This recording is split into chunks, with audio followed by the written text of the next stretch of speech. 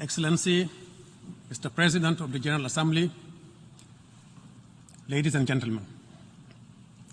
Let me first thank the President of the General Assembly for convening this historic meeting, a milestone in the life of the UN Convention to combat desertification. This is the second time the UN General Assembly has dedicated a full day to the issue of desertification, land degradation, and drought. Land degradation is affecting directly or indirectly more than 3 billion people in the world. Land produces the food we eat, the water we drink, and part of the air we breathe. For a large proportion of the population of the world, land is the only asset there is. For them, land degradation means erosion of the economy and evaporation of any hope for prosperity. According to the latest science, 1 in 5 hectares of land is already unusable. In dry lands, land degradation can lead to conflicts over access to scarce resources, land, water, and sometimes even firewood. Land degradation can lead to forced migration or indirectly fuel terrorism and trafficking. Drought is not a new phenomenon.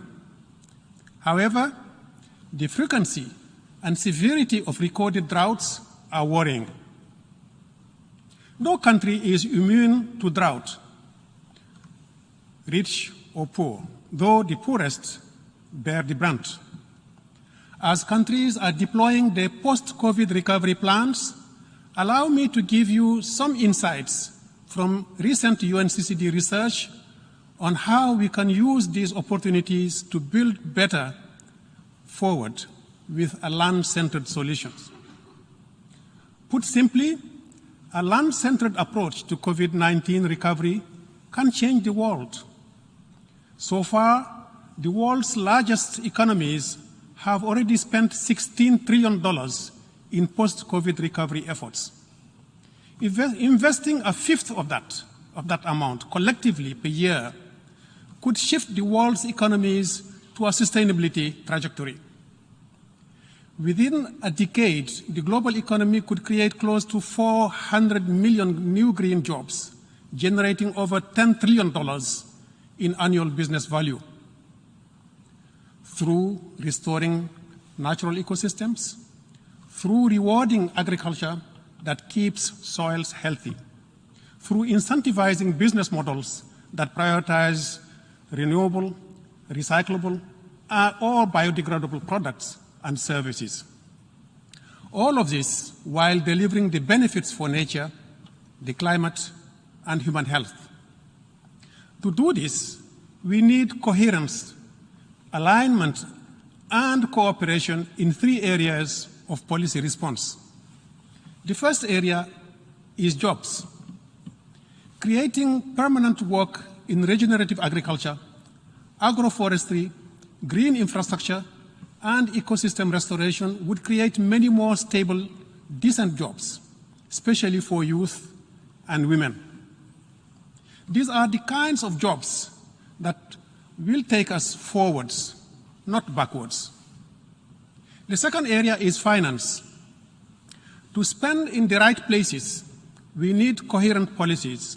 We can repurpose subsidies, investments, and other financial mechanisms to reward communities for protecting and regenerating natural capital. Governments can make land restoration attractive to private investors through regulations and incentives. Green business solutions include public-private partnerships and innovative finance mechanisms such as private equity, bankable nature solutions, debt swaps, and blended finance. The third area is governance and cooperation. Strengthening land tenure and rights would quickly create new green jobs through value addition, economies of scale, and greater market access. Meanwhile, research has shown that areas managed by indigenous peoples and local communities have encountered less environmental damage. We must empower them. At the same time, we must strengthen international governance and cooperation. We need to integrate land degradation neutrality initiatives and drought plans into international processes, such as the Paris Agreement on Climate Change and the post-2020 Global Biodiversity Framework. We need a new social contract that engages all sections of society to mobilize collective action on the land. Excellencies, the land cannot solve all of humanity's problems. We still need to fully decarbonize our economies, rethink how we produce and consume resources, and so much more. But if we protect, manage, and restore the land, the benefits will be immense.